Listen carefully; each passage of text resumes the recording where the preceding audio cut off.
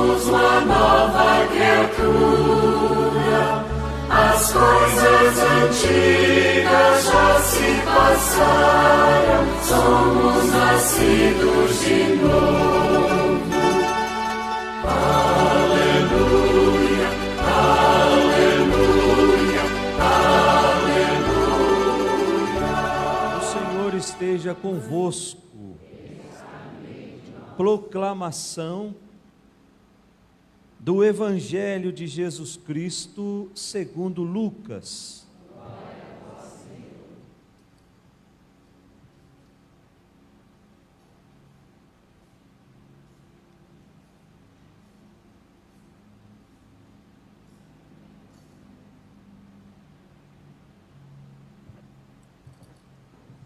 Naquele tempo, o povo estava na expectativa e todos se perguntavam no seu íntimo se João não seria o Messias.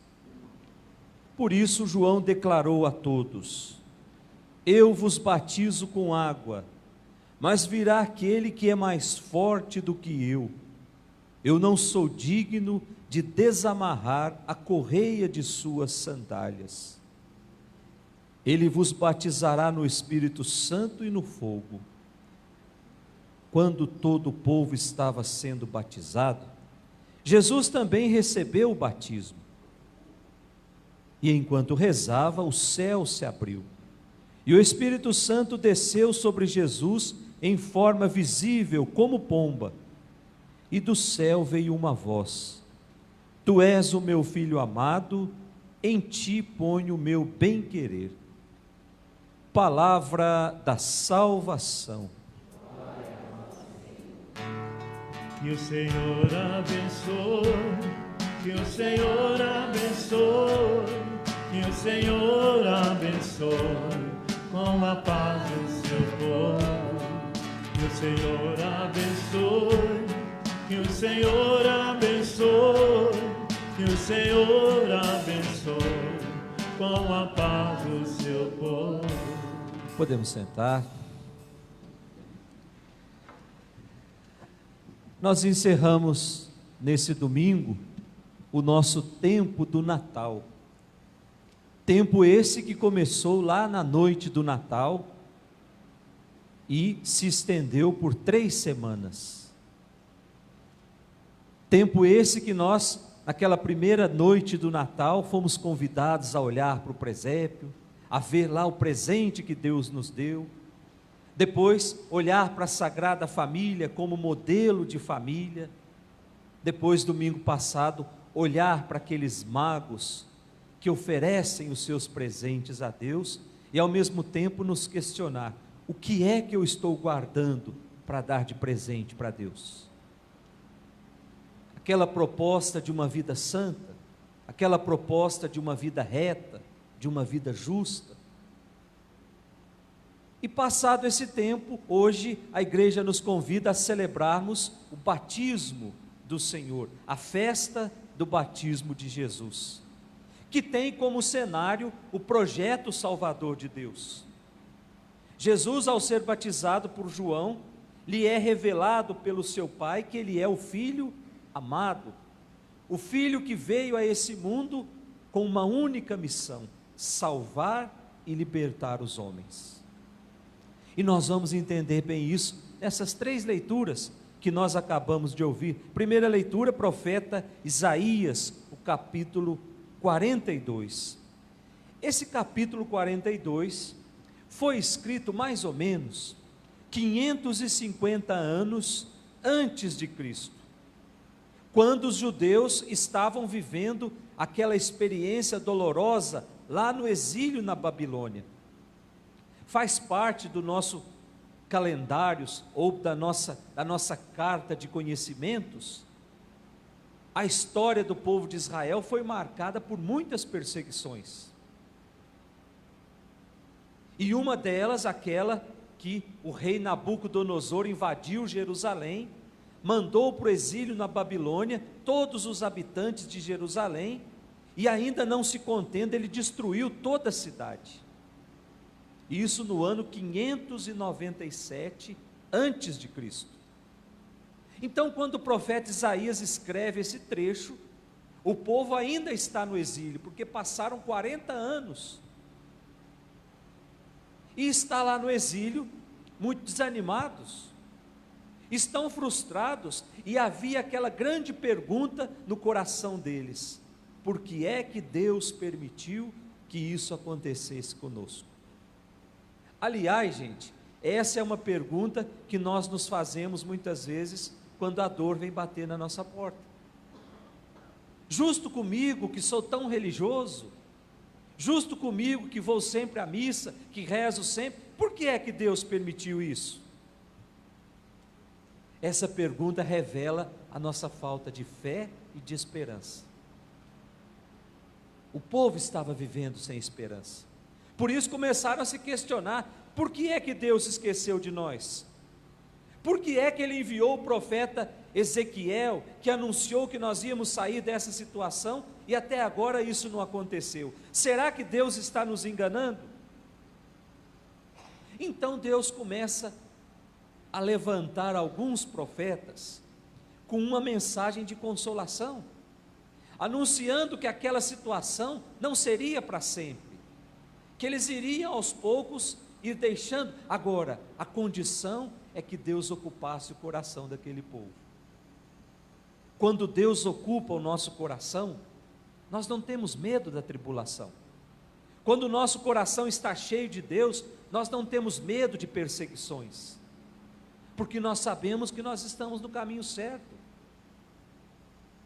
Então os profetas que Deus suscitava e que levantava para animar o povo, dizia: coloquem Deus no centro das suas vidas, que a salvação está próxima, a restauração de Jerusalém, que está toda devastada, está próxima, a paz vai reinar de novo em Jerusalém. E no meio dessas mensagens dos profetas de otimismo, nós temos essa da primeira leitura de hoje, em que o profeta fala que virá um servo predileto, um servo escolhido por Deus, e que Deus confiou a esse servo uma missão. E a missão desse servo, diz o profeta, será cumprida no sofrimento e na entrega incondicional à palavra de Deus. Portanto, o profeta está querendo dizer que Deus vai escolher alguém do meio do seu povo e vai capacitar esse servo através do Espírito Santo.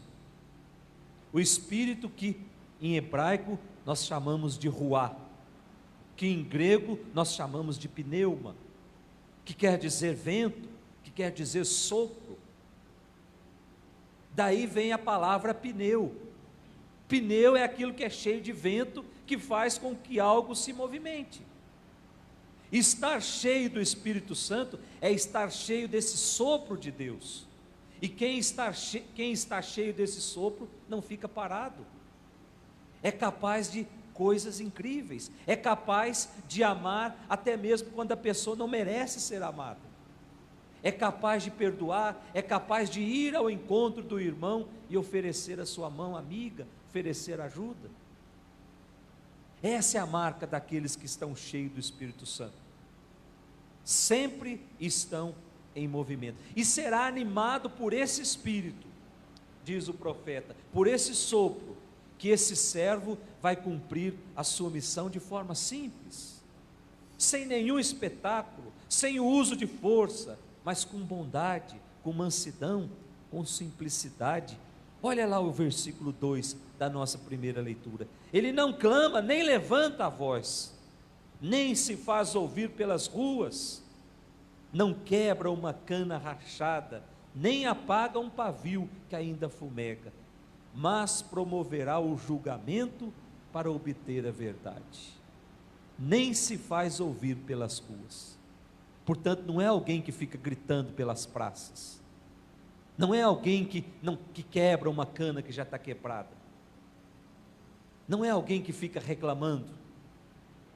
Vai acontecer na simplicidade. O texto deixa muito claro, gente, que Deus atua nesse mundo através de pessoas simples. Deus escolhe essas pessoas e vai confiando a essas pessoas uma missão, e para que essa missão seja cumprida na sua totalidade, o que é que Deus faz? Deus envia o Espírito para dar força, para dar ânimo. E essa primeira leitura nos faz refletir sobre a nossa atuação dentro das comunidades. Aquilo que eu faço, por mais bem feito que seja, não é obra minha, é Deus agindo em mim. Então nós precisamos parar com essa história de dizer que, fui eu quem fiz isso daqui. Nós não somos nada. Se Deus não estiver atuando em nós, nós não somos capazes de fazer absolutamente nada. Às vezes eu fico pensando, quando a gente chega numa paróquia, a primeira coisa que fala, foi o padre fulano que fez isso aqui. Foi Deus agindo nele que fez, porque ele por ele não seria capaz de fazer. Então nós precisamos parar com isso. Deus, quando age na pessoa, a pessoa é capaz de fazer o impossível, mas precisa da ação de Deus, porque senão é uma obra que não tem sentido de acontecer. Depois a gente olha a segunda leitura, o livro dos Atos dos Apóstolos, o capítulo 10. Agora quem fez o estudo dos Atos dos Apóstolos aqui, vai saber identificar direitinho essa leitura. Está muito fácil. O livro dos Atos dos Apóstolos é aquele livro que fala como os discípulos assumiram o projeto salvador de Deus depois que Jesus foi para o céu. Jesus era o grande responsável. Depois da ascensão, depois que Jesus foi levado para o céu, essa missão passou para a mão dos discípulos. Os discípulos, animados pelo Espírito Santo, agora precisavam levar o anúncio do Evangelho aos 4 cantos da terra.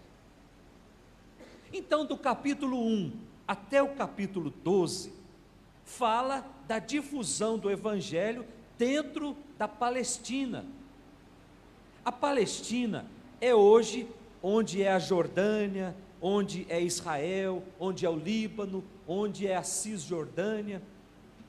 E esse anúncio do Evangelho dentro da Palestina ficou sobre a responsabilidade de Pedro e de mais 11. Ou melhor, de Pedro e dos 12, ou 11. Quem fez o estudo? Pedro e os 12. Ficaram responsáveis para difundir o Evangelho dentro dos muros da Palestina. Vamos imaginar o seguinte, que a Palestina seja esse lugar onde a gente está.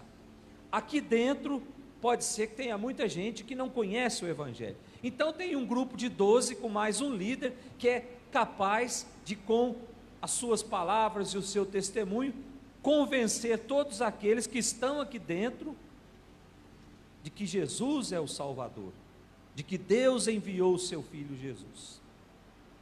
Só que a promessa ou o pedido de Jesus era que o Evangelho fosse anunciado no mundo inteiro, não só dentro da Palestina.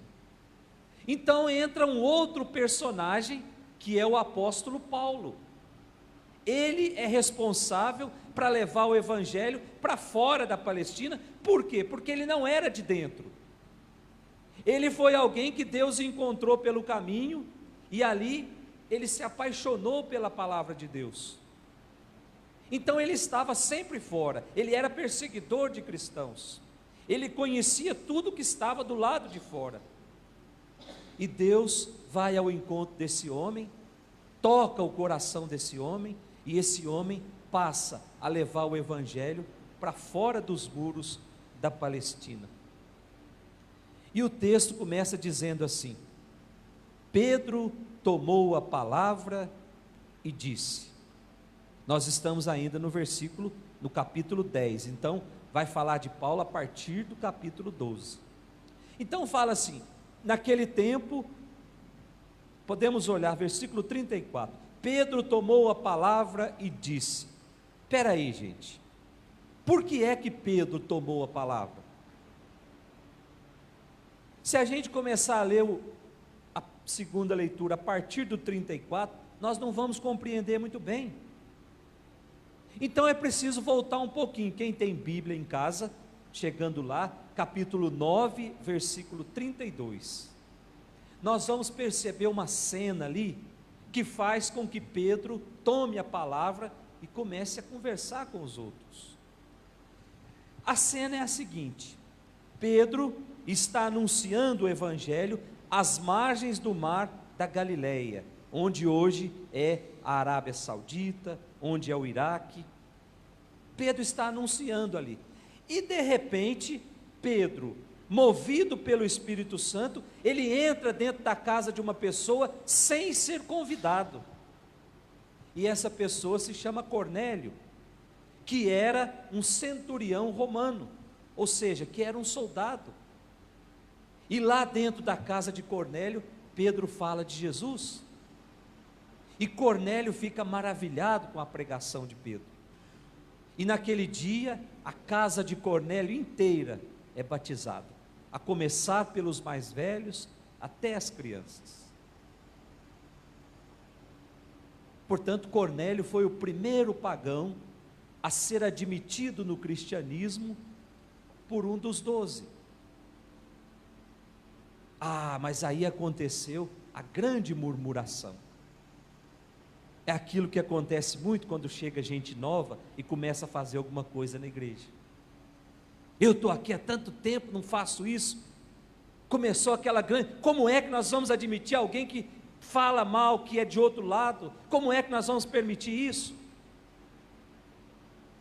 E aí Pedro ficou muito chateado, e aí começa a segunda leitura de hoje. Pedro tomou a palavra e disse, diante daquela confusão que se armou, porque ele fez algo movido pelo Espírito Santo. E ele toma a palavra e diz: escuta aqui, gente, vocês estão pensando que Deus escolhe pessoas? Vocês estão pensando que Deus faz acepção de pessoas? Olha lá o texto. De fato, eu estou compreendendo que Deus não faz distinção entre as pessoas. Pelo contrário, Ele aceita quem o teme e pratica a justiça, qualquer que seja a raça que pertence. Imagine só aquelas pessoas que ficavam reclamando. Deve ter enfiado a viola dentro do saco e ficado quietinha. Então nós precisamos parar com isso de achar que nós somos melhores do que os outros. Nós não somos melhores do que ninguém. Nós precisamos ser melhores para melhor estar a serviço dos outros. Aí sim vale a pena ser melhor. Agora, ser melhor para sair dizendo por aí, eu sou melhor, mas eu não sou capaz de viver o Evangelho no meu dia a dia, me faz um grande mentiroso. Não sou melhor coisa nenhuma, eu sou é prepotente, eu sou é arrogante, eu sou é nariz em pé. Deus não permita que isso aconteça nas nossas comunidades, senão a nossa data de terminar, o nosso fim está próximo. E depois a gente olha o Evangelho de hoje, o capítulo 3 do Evangelho de São Lucas, que nos apresenta Jesus indo ao encontro de João Batista para receber o batismo. Gente, qual era o batismo que João Batista pregava? Batismo de conversão. Jesus precisava ser convertido. Batismo de mudança de vida. Jesus precisava mudar de vida. O batismo que no grego nós chamamos de metanoia, uma mudança radical no pensar e no agir. Jesus precisava disso? Não precisava. Eu passei muitos anos da minha vida tentando identificar por que é que Jesus quis ser batizado. Por que é que Jesus entrou naquela fila, sendo ele o Filho de Deus e sendo reconhecido por João Batista? Nós, no Evangelho de hoje, nós estamos vendo a consequência desse ato de Jesus. O fato dele ter entrado nessa fila para ser batizado, gerou uma série de consequências, e a primeira consequência é, o céu se abriu, ou seja, abriu de novo o caminho para restabelecer o contato com Deus, aquele caminho que eu tinha perdido com a minha vida de pecado. A segunda consequência, o Espírito desce em forma de pomba. A pomba representa a nova criação. Gênesis capítulo 1, versículo 2, o Espírito de Deus pairava sobre as águas.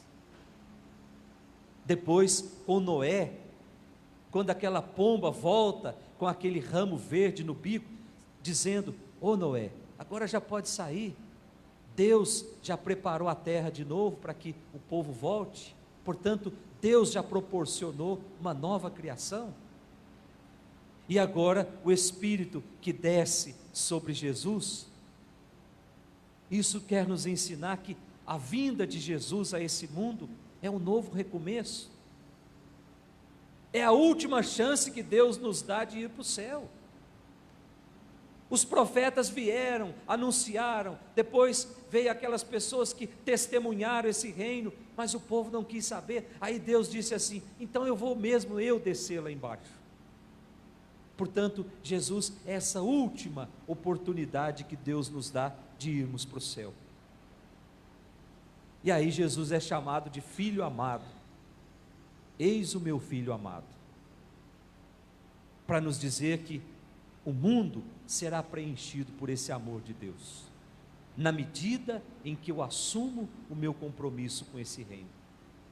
Esse amor é possível acontecer, desde que eu não deixe as coisas do mundo falar mais alto na minha vida, desde que esse amor me banhe por inteiro.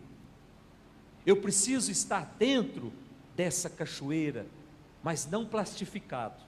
Eu preciso estar dentro dessa cachoeira, recebendo essa água que vai me deixar totalmente encharcado, essa água viva, essa água nova. Eu até me lembro de uma história de um padre que dizia que ele imaginava que essa grande cachoeira, existia gente lá dentro nadando, gente lá dentro se divertindo, eram os católicos, que estavam recebendo de graça essa água que caía da cachoeira.